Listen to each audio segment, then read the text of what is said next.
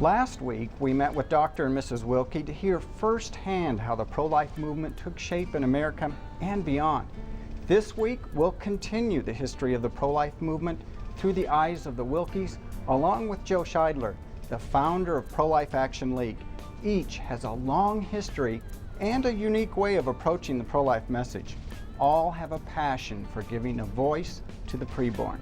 On January 22, 1973, the U.S. Supreme Court legalized abortion during all 9 months of pregnancy. As a result, a grassroots army of citizens was formed to speak on behalf of the babies being aborted. I always thought that when that Supreme Court decision came down, the doctors, the nurses, the clergy should have descended upon the U.S. Supreme Court in massive numbers, just almost screaming that this cannot be allowed in a nation that respects life, liberty, and the pursuit of happiness.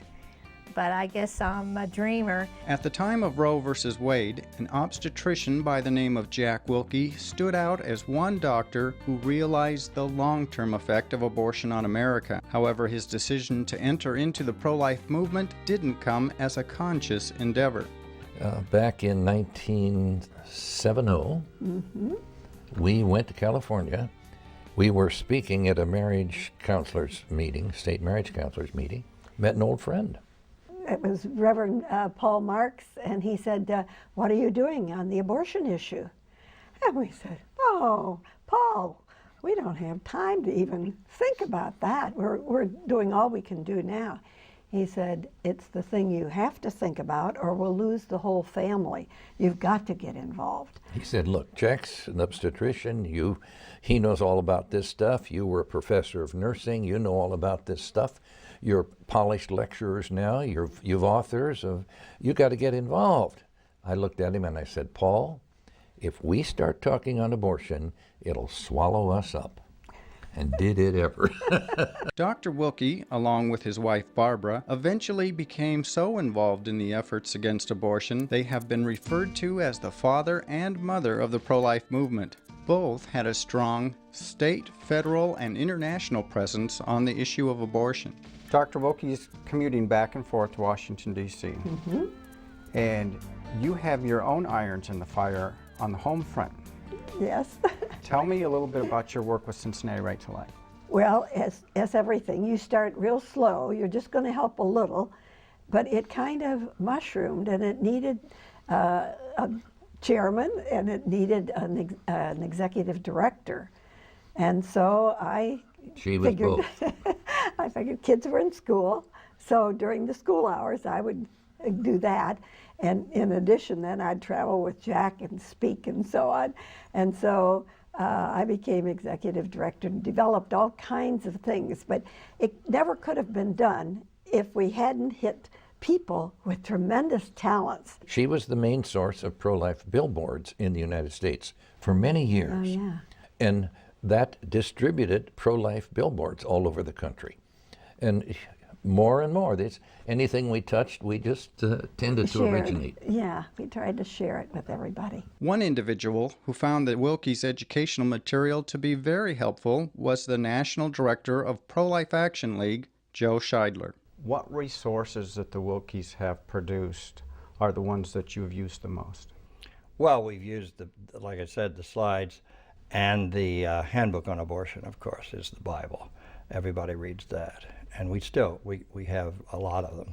Tell me a little bit about how you used Dr. and Mrs. Willke's books on abortion. Well, we needed all that information. We needed to know the development of the baby, when his heart begins to beat, when it gets fingerprints and all that. We would memorize that. We would write letters to the editor using that information. We used the pictures, of course, every chance we had. We blew them up. We made them into great big billboards. And we're a visual society, so Jack's visuals were very, very important to us because people have to see abortion. And I like the way he would go through the fetal development. Well, when isn't it human, going back? And then here's what happens to it in an abortion at these times, so that you see that it's always the taking of human life, and a very brutal taking of human life.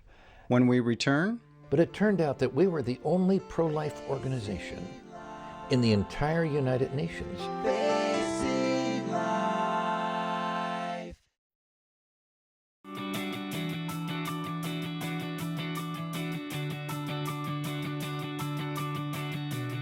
Whether you're a student needing answers, a parent needing help, or a concerned citizen wanting to make a difference, Life Issues Institute has the resources you need to put your values into action.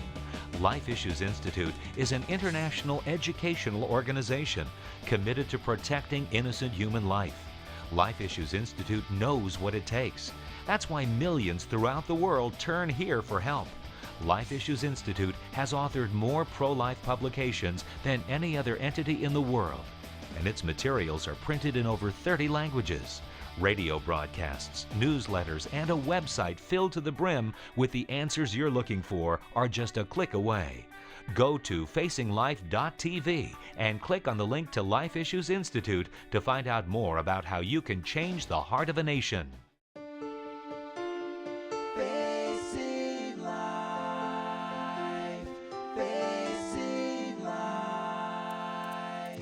in the mid-70s, Dr. and Mrs. Willke saw a need for more information on the topic of abortion to get into the public's hands. They made it their goal to fill that information void. Probably our biggest concern was that the volunteers all over the country had maybe 2, 3, 4 hours, and they wanted to use that effectively, but where would they get all this stuff, and how could they put all this together? And so we tried to be sort of a source of where, you know, if you want something dramatic, or you want something for a school group, or you want something for a community group, you know, and give them the ideas of where these were and help the other groups forming, because we had already put our time in trying to figure that out. And somebody needed a convention booth exhibit for conventions.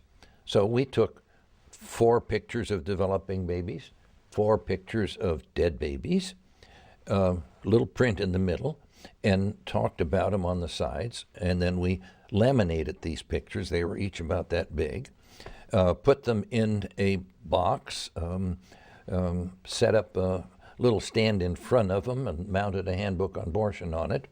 And we had a convention booth exhibit that you could mail for, in those days, about $1.25. And how many did you sell? Over the years, we sold over 400, and they went internationally. We went to Hong Kong, they had our exhibit, and they just went all over. So you were a pro-life clearinghouse from Cincinnati, Ohio? Yeah, we had set up a bookstore. We were, I guess, probably the first pro-life bookstore in the country. And but within a year, we were mailing to every state plus 12 foreign countries. And that was back in '75. Gaining an international perspective came easily to the Willkes. The translation of Handbook on Abortion, which they co-authored, opened doors for speaking engagements in 76 countries. This traveling sparked an interest in starting an international pro-life group. Now, Dr. Willke, you're also president of the International Right to Life Federation, correct? Okay, yes. Mm-hmm. Tell me a little bit about the width and breadth of this organization. What it amounted to was that we divided the world into 11 different, what we called senatorial districts. And each of these districts then would elect a member, and those members would constitute the board.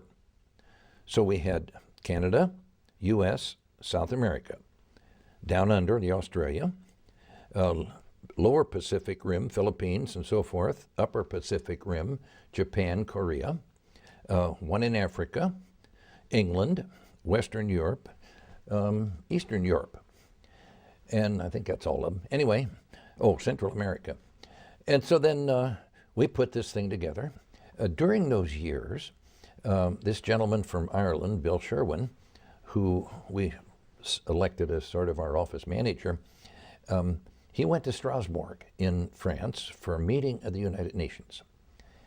And he found out that we needed to lobby there. Oh, we certainly do. But it turned out that we were the only pro-life organization in the entire United Nations who had that privilege. For a long time, we were the only voice in the United Nations for the pro-life movement. So that was extremely important. And then we had these meetings all over the world. Well, and in the early years, it was all the educational seminars that were set up all over the world, and different members would speak at them. And those early seminars got a lot of countries started. And so it went. But in any case, it's been an important thing. We've got a newsletter, and the major presence at the United Nations. That's certainly been the major thing we've done. Not only did the International Right to Life Federation collectively impact the United Nations, Dr. Willke also impacted funding provided to the UN by going directly to President Reagan. We had a meeting with him every year, and right before the January March. And I explained to him that the UNFPA, United Nations Fund for Population Activity, was funding the genocidal abortion program in China. The one-child family, and if you were pregnant with the second one, you were forcibly aborted. And I explained what was going on. He said, "Really?" And I said, "Now that's not legislative. That is an executive order." "Oh." I said, "You could cut that funding off." A week later, he did. And so we cut off $40 million from the UNFPA for the next 6 years, and Bush followed for the next 4. Clinton refunded them. George Bush II cut it off again for the next 8 years. That's where we are as we're being interviewed now. We don't know where it'll be a year from now. When we come back, Joe Scheidler talks about the experiences he's had while meeting with abortionists. He reflected, I call myself a Christian. It's not even lunchtime yet, and I have murdered 6 children. Thank you for inviting us into your home. Each week we feature real people who deal with real life issues head on. Some of their experiences are uplifting, while others will break your heart. But in the end, the message is clear. Those who follow biblical principles on the issues of life are blessed. Become a partner with us in providing a positive, life-affirming message to help change the way the next generation values innocent human life. Please consider a generous gift to help offset the costs of producing this important quality programming.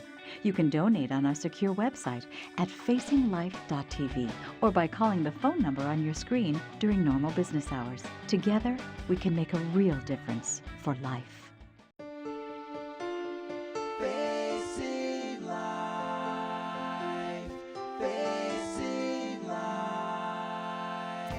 Joe Scheidler has made a name for himself in the pro-life movement and beyond. He has trained sidewalk counselors, interviewed former abortionists, organized pro-life rallies, and authored the book 99 Ways to Stop Abortion.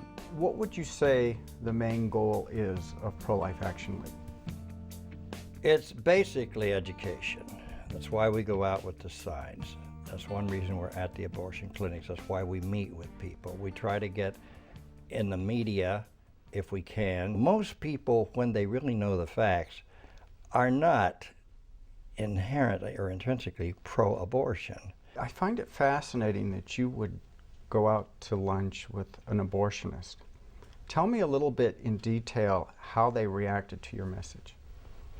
Well, they were usually very, very defensive. I mean, it was almost as though you were invading their conscience, their territory. You had no right to do this, but it was sort of a challenge. As one doctor said, I'm good at it. Before I came along, they were being damaged by their abortions, and they were going to back alley abortionists and all that, and I'm good. And so I'm standing in for women who would otherwise be ill-treated in an abortion. Some would say that they wouldn't do certain abortions. They would stop. I've seen abortionists who are adamantly determined not to do an abortion past a certain period and look down on doctors who do late-term abortion. Very hard to talk an abortionist out of abortion, although we've done it. And the 6 conferences now that we've had on Meet the Abortion Providers, Abortion the Inside Story, we have had abortionists who have quit. And their their explanations are very telling. I remember one man had gone in after he had done 6 abortions in the morning, and he went back to the lab, which he rarely did. The nurses put the parts together, and he saw the 6 babies lying there. He called them the jigsaw babies. They were all cut to pieces, but they'd been put back together to make certain that everything was out. And he reflected, I call myself a Christian. It's not even lunchtime yet, and I have murdered 6 children. And he put it that way. Now, would you say there are different ways you can teach the pro-life message? Oh, yes. You can come from a lot of angles. For a while, we would never use religion. It was all science. In time, I began to see that most people do have a religious interest, at least, and that there's something bad, there's something morally wrong about abortion. And so I use the religious angle most of the time, somewhere in my appeal. But you don't really have to. You can talk about simply the fact that we are creatures, we're human beings, we're all alike, we all want to live, your mother didn't abort you. There's so many arguments that can be used. So there's no one way. And what I try to do is feel out the person as quickly as I can if they want to talk to you. And of course, always show an interest in them, in the person you're talking, not be too abstract. Because even the science, so what? People say this is inconvenient, it will ruin my life and all that. I'll be embarrassed, it's not a human being yet, it's just a blob. And you have to meet people where they are and try to fill in the gaps. What do you think the future of the pro-life movement is? It's getting stronger. It's getting stronger. It's on everybody's lips. We know where every candidate stands on abortion and just how far he stands and how far he stands away. And the media has picked that up. That's one thing everybody knows about. They be real sure about their immigration policy, but you know where they stand on abortion. It's also becoming more personal. We have a society now where everybody in their mid-30s is a survivor of abortion. They could have been aborted for any reason. And so they are looking at it more carefully. We're beginning to see, for one thing, we've lost about 50 million of our Social Security payees. That's going to be a terrible crisis coming up with 50 million people not around. Also, the fact that we're learning more all the time. For instance, the partial birth abortion, simply the mention of that and the pictures, the drawings that got out somehow into the secular press, the explanations, even the court cases explaining what these abortions are like, what's going on, shocks a lot of people. That's all education. People are seeking truth. That's the proper object of the intellect, is to know the truth. And they catch on to the truth. Coming up, our 3 guests take a look at the future of the pro-life movement.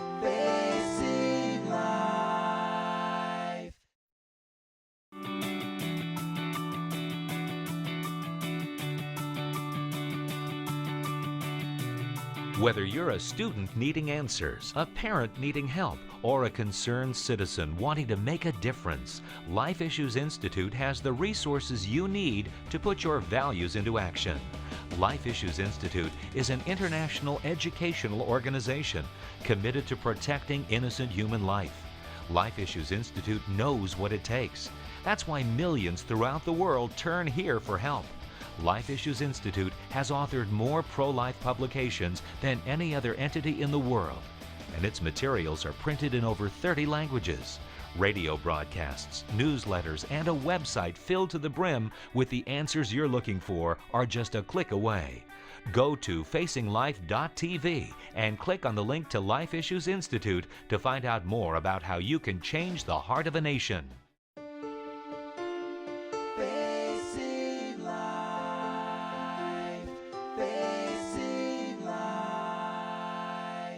Each individual in the pro-life movement has one goal: to end abortion. After decades of working to see that goal reached, Margie, Joe, and Dr. and Mrs. Willke have confidence in the next generation of pro-lifers. Margie, do you think society will get to the point where all unborn babies will be protected from abortion? Yes. I think we will get to that. If we work together and if we do what should be done and follow the right thing to do, I think that we will prevail, and I think we must believe that we can never give up. We have so many of our ancestors that were in causes that looked, so dubious at the time, and yet they just persevered, and in the end they came out on top.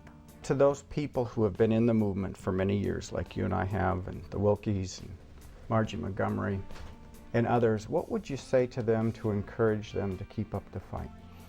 Well, really, I don't think you have to. They've kept up the fight. It's almost rote to fight. It's in you. I would just say keep it up, because you'll be so glad. You'll be so happy. Because besides, it's like I say, I don't think you really have to encourage Jack Willke to stay pro-life, or Margie Montgomery, or Mark Crutcher, or some of these people. It's in them. Perhaps one reason Dr. Willke is continuing to press forward to end abortion is his confidence in America's ability to do the right thing. Through all of your pro-life work,